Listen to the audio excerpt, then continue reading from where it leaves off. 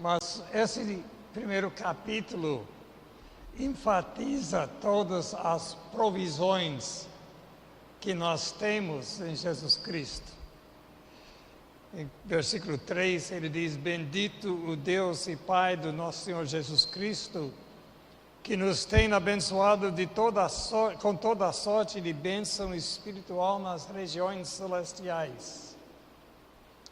E ele continue lá até versículo 15, falando sobre estas bênçãos que nós temos em Jesus Cristo. Começando em versículo 15,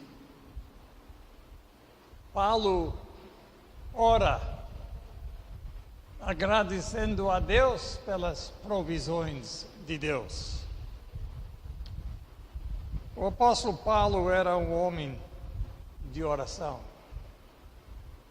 Ele muitas vezes menciona como ele estava orando por esta pessoa, ou aquela pessoa, ou esta igreja. E muitas vezes nas suas cartas ele menciona as coisas de que ele está pedindo a favor das pessoas a quem ele está dirigindo aquela carta. Um bom estudo seria um estudo profundo sobre as orações desse grande homem de Deus. Porque se nós ficamos sabendo de como Paulo orou, nós podemos aprender como orar, creio eu. O livro de Efésios seria um bom livro para começar este estudo, porque ela tem várias orações de Paulo. E hoje à noite nós vamos considerar algumas coisas a respeito ou que nós aprendemos desta oração que ele agradece a Deus. Versículo, nós vamos ler todo o trecho do decorrer do estudo hoje à noite, contrariando o que nós estudamos hoje de manhã na escola dominical, né? Escola dominical nós só dissemos que nós devemos fazer a leitura de trechos inteiros. E para fazer isso nós temos que ler todo o trecho de Efésios, toda a carta. E seria uma boa coisa para fazer durante a semana, de ler o livro de Efésios, porque ela era uma carta que Paulo escreveu para os crentes que vivem na cidade de Éfeso. Mas ele, nesta oração, começa agradecendo a Deus pela salvação dos Efésios.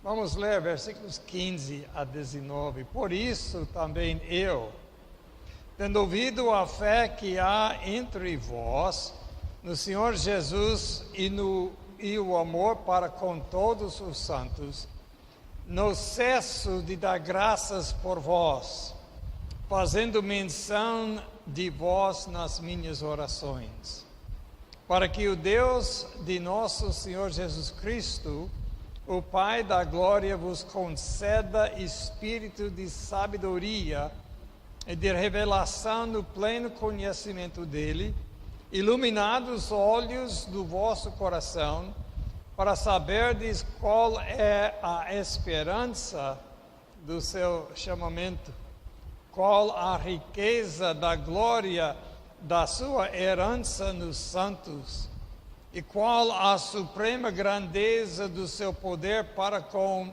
os que cremos, segundo a eficácia da força do seu poder. Ele, primeiramente, agradece a Deus pela salvação. Em versículo 15, ele disse: por isso também tenho ouvido a fé. E a salvação vem pela fé. como o pastor Daniel falou mais cedo nesse culto, quando nós colocamos a nossa fé em Jesus Cristo e na sua obra na cruz de Calvário, quando Ele entregou o seu corpo, quando Ele derramou o seu sangue em favor de nós, quando colocamos a nossa fé nestas obras que Cristo fez, nós recebemos dele a salvação. E Paulo, lembrando da fé dos Efésios, agradece a Deus. Mas essa fé é comprovado pelo amor que os Efésios tinham para com todos os santos. É uma coisa muito interessante que Paulo menciona, e já foi feito na leitura hoje, em homenagem às esposas dos nossos pastores, a Karen e a Lilian. São 3 características de cada crente. A primeira é a fé. Essa fé não tem que ser grande fé, porque o objeto da fé é o grande Jesus Cristo. Você pode ter pouca fé em um grande Salvador, e Ele lhe salva. Você pode ter muita fé também, e a salvação é igual. Mas essa fé e essa salvação demonstra-se em amor. Tem que ter amor para com todos os santos. E quando ele escreveu isso para os Colossenses, para os Tessalonicenses, que foi lido, ele falou sobre a abnegação do vosso amor.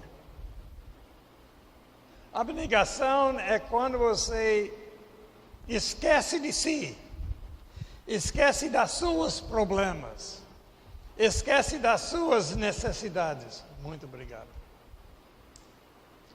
Para que você pode ajudar outras pessoas. Esse é amor. O amor é colocar uma outra pessoa antes de você mesmo.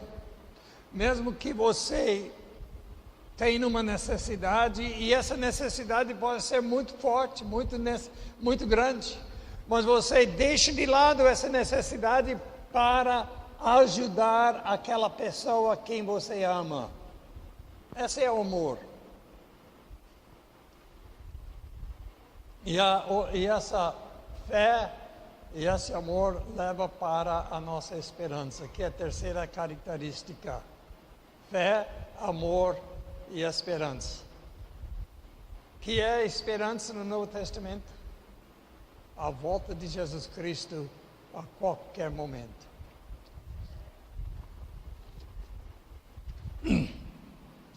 Então, Paulo agradece a Deus pela fé dos Efésios, comprovado pelo amor que eles tinham para com todos os santos.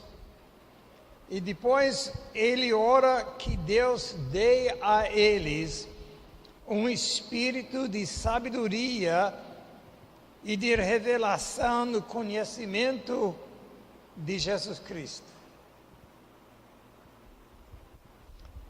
Que dê o espírito de sabedoria e de revelação em Jesus Cristo. Pedro, quando ele escreveu, ele disse: antes crescei na graça e no conhecimento do nosso Senhor Jesus Cristo. E esta é a coisa importante para nós, que faz parte da nossa provisão, para que nós ficamos sabendo o que nós temos em Jesus Cristo. conta a história de Randolph Hearst, que era grande homem de noticiários anos atrás nos Estados Unidos. E ele ganhou uma fortuna.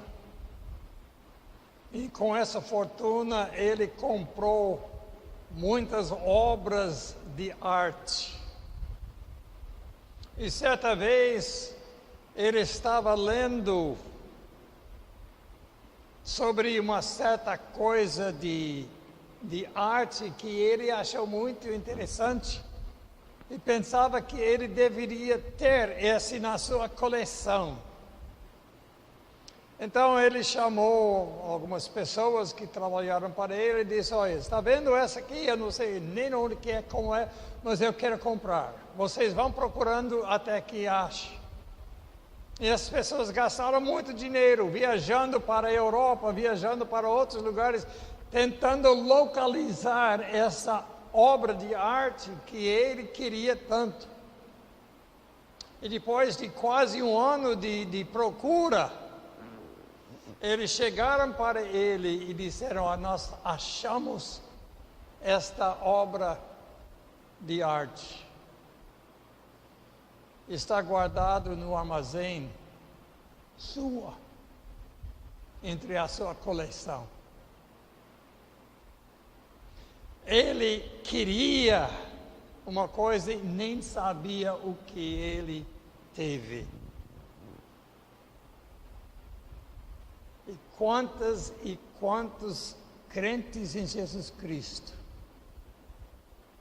não sabem o que tem em Jesus Cristo por causa da salvação. Por essa razão ele pediu que eles tivessem um espírito de sabedoria e revelação no conhecimento de Jesus Cristo. E ele pede que eles sejam iluminados. Iluminados para saber três coisas: a esperança do seu chamamento. Deus chamou. Por que Deus chamou você? Por que Deus chamou eu?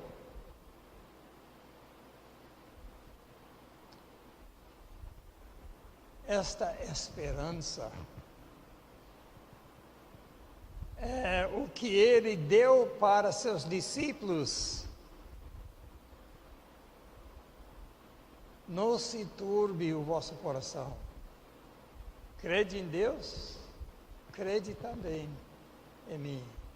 Na casa do meu pai há muitas moradas. Se não for assim, teria dito: eu vou preparar-vos lugar. E depois eu voltarei e receberei você para mim mesmo. Essa é nossa esperança. De Jesus Cristo voltar e receber nós para Ele. Para passar toda a eternidade com o Salvador que nos salvou de todos os nossos pecados. E nós temos que saber disso. Nós temos que entender isto. A riqueza da glória da herança de Deus nos santos. Você sabe qual é a riqueza da sua herança? Já parou para pensar sobre isso? Hoje à noite não tem tempo para nem pensar sobre isso. Mas procure saber a herança que Deus tem dado para você, reservado para você. E a terceira coisa é a suprema grandeza do poder de Deus.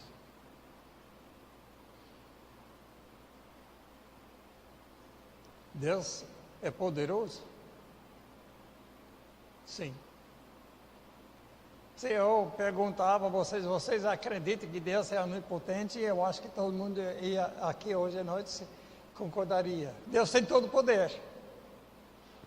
Você já parou de pensar um pouco sobre este poder de Deus? Como é esse poder de Deus? É grandeza do poder de Deus. Nós vamos ver um pouco sobre isso no decorrer do nosso estudo do livro. Esse poder é visto principalmente na obra estupenda de Deus, quando Ele ressuscitou Jesus Cristo dos mortos.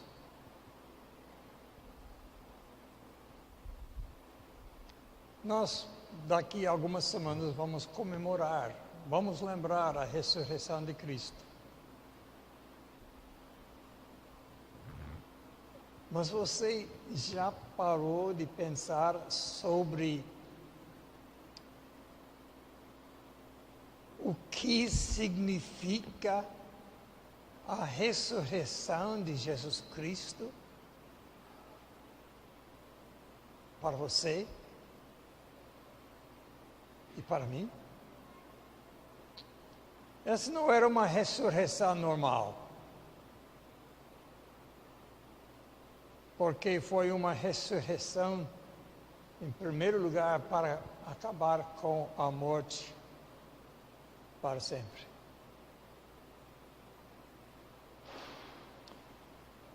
Quando alguém ressuscita em Cristo, nunca mais vai morrer. Ontem tivemos, eu diria, era uma celebração do avô de Tayane, quando foi colocado no túmulo lá no Jardim da Paz, o corpo dele. Ele não foi colocado lá, só o corpo dele. Porque o seu Alves está com Jesus Cristo.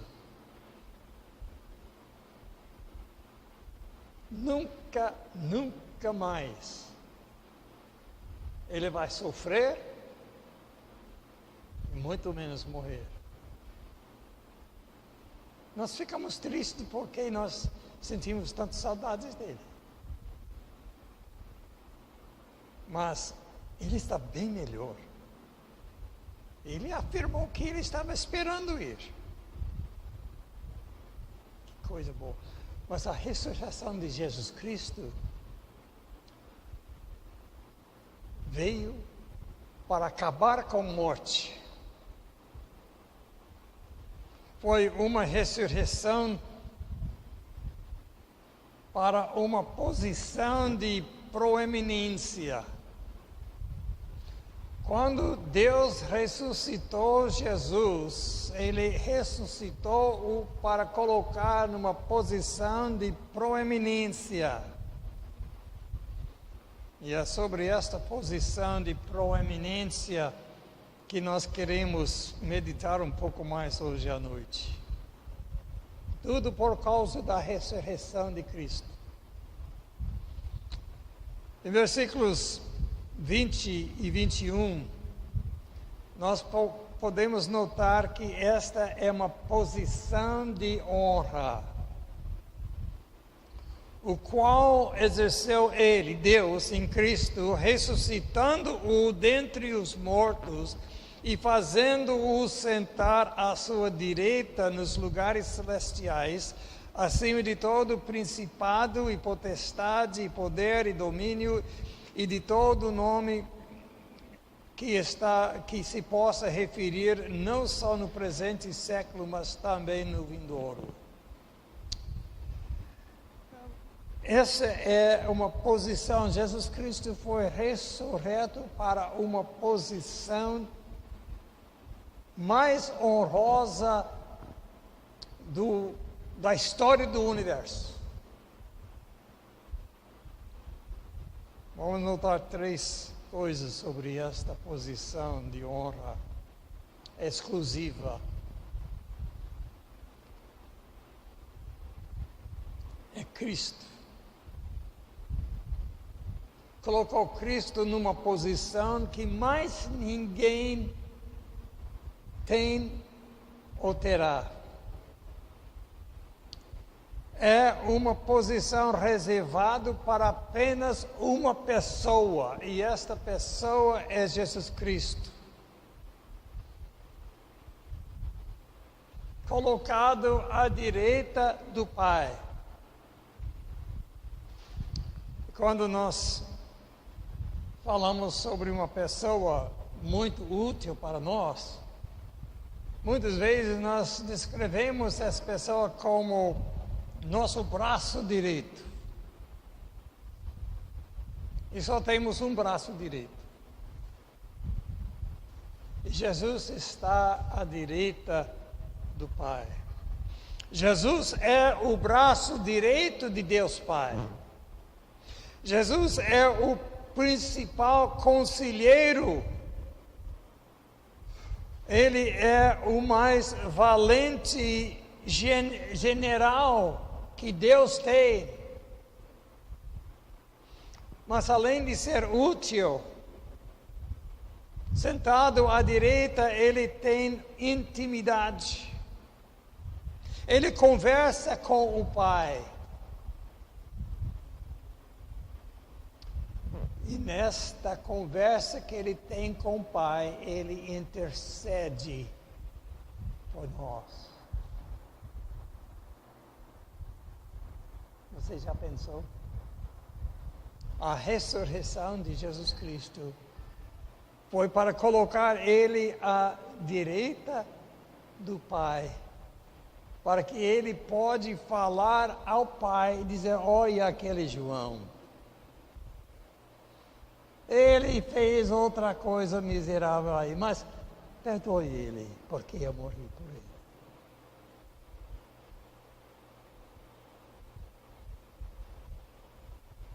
Que coisa maravilhosa. Ele intercede por nós. E além de ter essa intimidade, ele tem honra superior a todas as pessoas, e todas as coisas.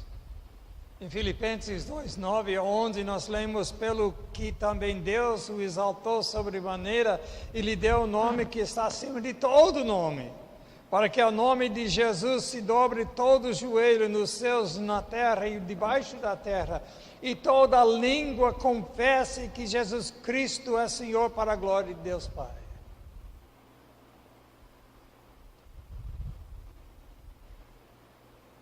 Todo joelho dobrará e confessará que Jesus é Senhor. Tem muita gente que não faz isso hoje, mas um dia fará. Um dia fará. Então, essa posição, além de ser uma posição exclusiva, é também uma posição suprema. Em versículo 21, a posição de Jesus Cristo coloca acima de qualquer ser. Ele destaca 4 tipos de poderes de que Jesus é acima. Cada principado. O que é principado? Governador, rei, presidente, qualquer pessoa que dirige está acima de todos os presidentes, de todos os reis, de todos os primeiros ministros. Ele está acima de todo potestade. Potestade é uma autoridade. Tem alguns reis que são reis, mas não têm muita autoridade. Como, por exemplo, a rainha da Inglaterra. Ela tem uma posição de honra, mas ela não tem muita autoridade, não. Mas tem pessoas que têm autoridade. E Jesus Cristo está à direita de Deus Pai, acima de todo isto. Ele está acima de todo poder.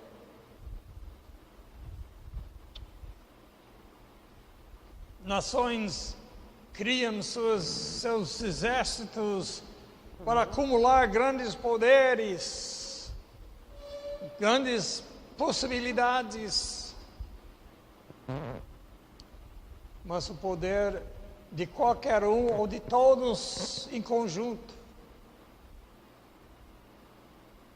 não é igual ao poder da posição de Jesus Cristo. Está acima de todo domínio, todo senhorio. Qualquer pessoa que tem a responsabilidade de mandar em outras, chefe de serviço, Jesus Cristo está acima de todos. Então, quando você vai para o serviço amanhã, ou vai para a escola e tem que falar com o patrão e tal, lembra que Jesus Cristo está acima dele. Dirigindo tudo. A terceira coisa, porque é eterna. Esta posição é uma que não acaba, porque está acima de todo nome que possa ferir, não só no presente século, mas também no vindouro. É eterno.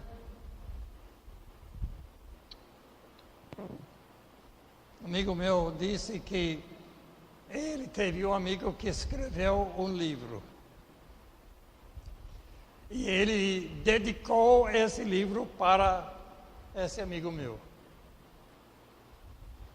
E publicou e vendeu, e depois de algum tempo, esse amigo dele publicou uma segunda edição desse livro.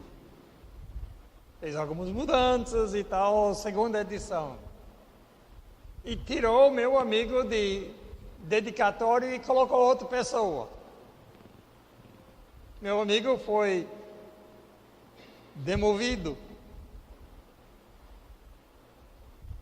Jesus Cristo está numa posição que nunca será demovido por ninguém ou por nada.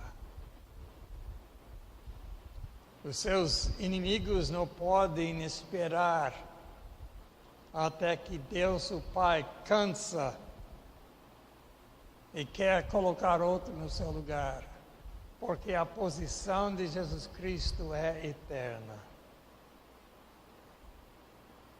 Nós não temos que temer que Ele, que por causa dessa posição, que nós que estamos nele, perderemos a nossa salvação. Essa coisa maravilhosa. A segunda coisa é que Jesus tem uma posição de domínio.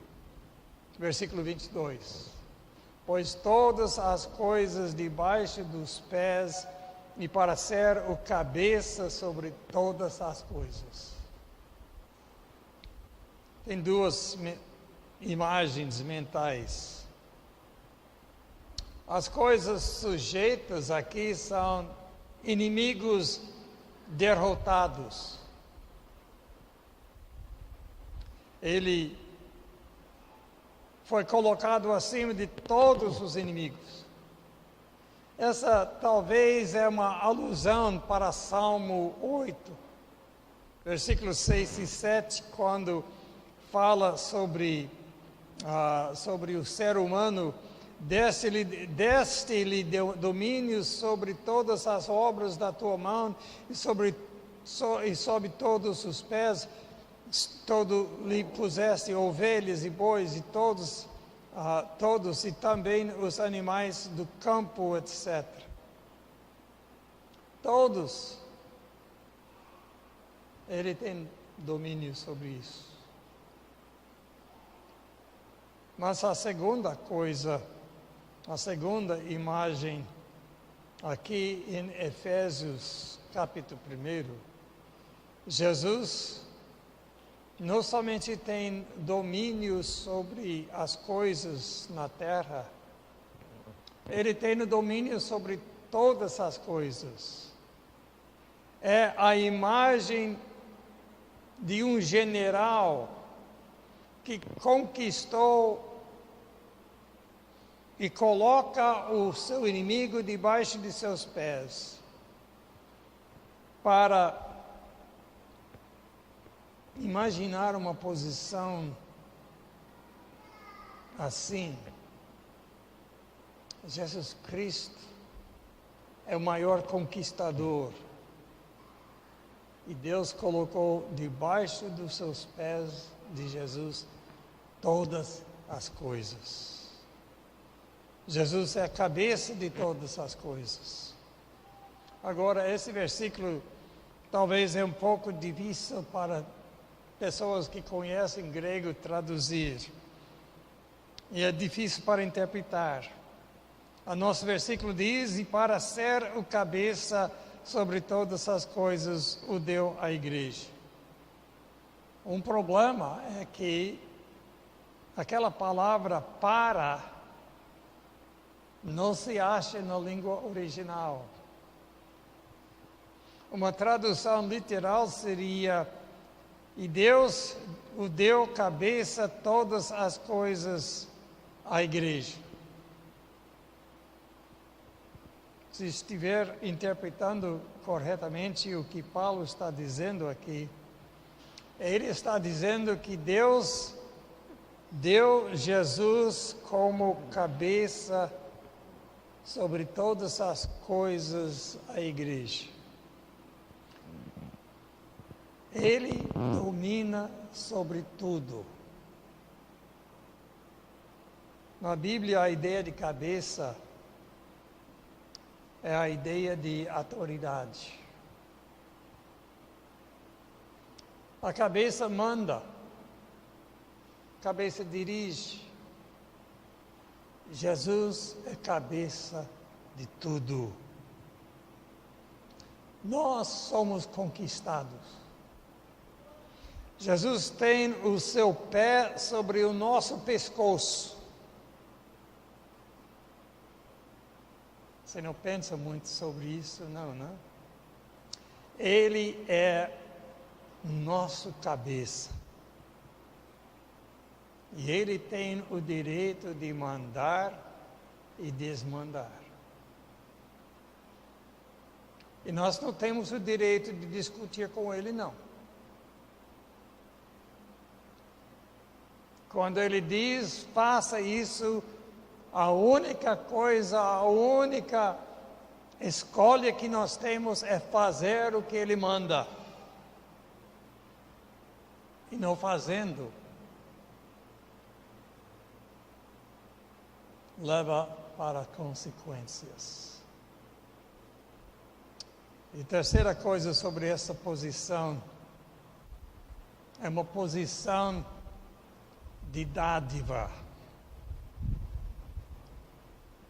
terminando o versículo 22 e 23, o deu à igreja, a qual é o seu corpo, a plenitude daquele que a tudo enche em todas as coisas. E essa é a coisa mais bela dessa descrição.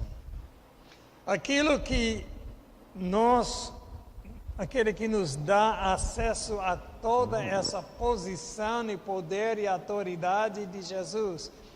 Ele, como cabeça sobre todas as coisas, foi dado à igreja.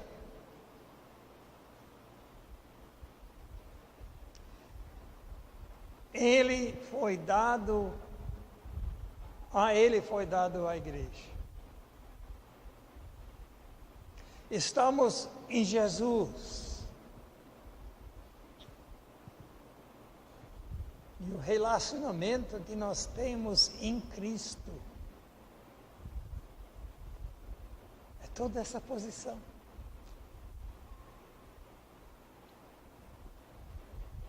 Veja algumas coisas sobre o relacionamento de Jesus Cristo e a igreja. O soberano Jesus é da igreja. Ele é o soberano. Ele é o Senhor. Quem pode resistir a Ele? Quem pode atrapalhá-lo? Quem pode destrilhar os seus planos?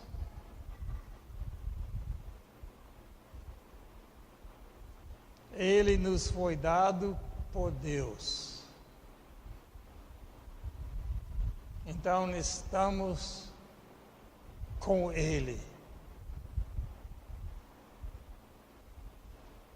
E se Jesus Cristo não pode ser resistido, se Jesus Cristo não pode ser atrapalhado, se ninguém pode mudar os planos de Jesus Cristo,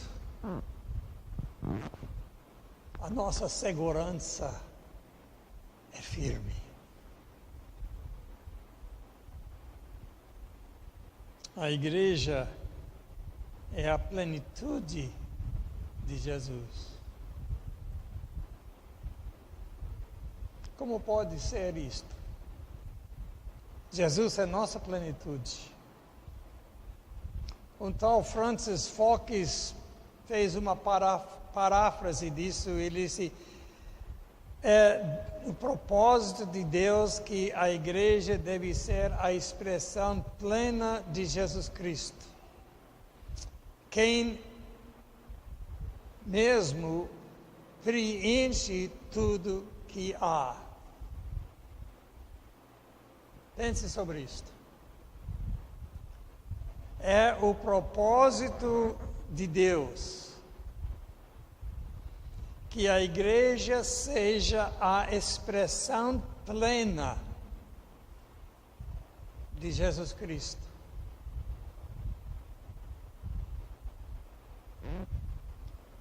Hoje à noite nós tomamos a ceia para anunciar a morte de Jesus. Nós somos a expressão plena de Jesus Cristo.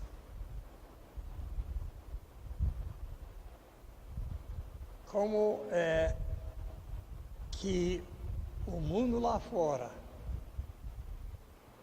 está vendo Jesus na minha vida ou na sua?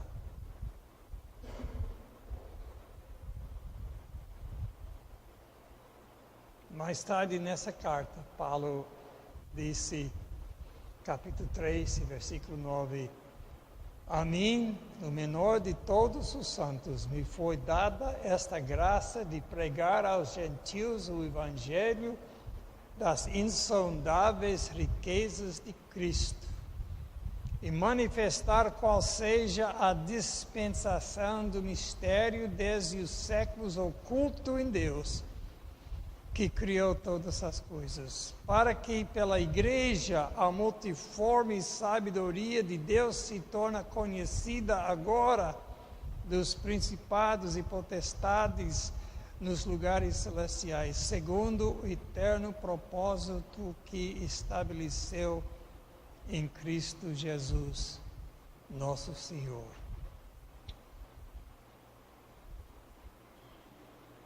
Está anunciando através da sua vida Jesus Cristo. Alguma pessoa pode olhar para você e sua vida e dizer: eu estou vendo Jesus Cristo em você.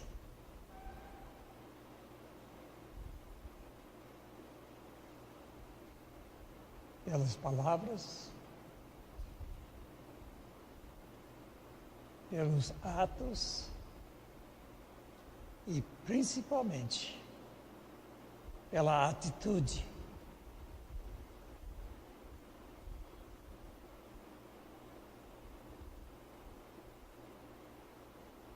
Nós somos a expressão de Jesus Cristo neste mundo. Vamos permitir a melhor maneira possível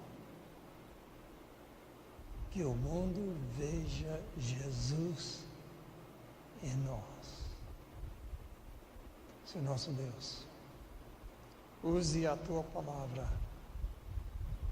para nos incentivar a ser bons testemunhos para Ti durante esses dias que restam para nós. Pedimos em nome de Jesus Cristo. Amém.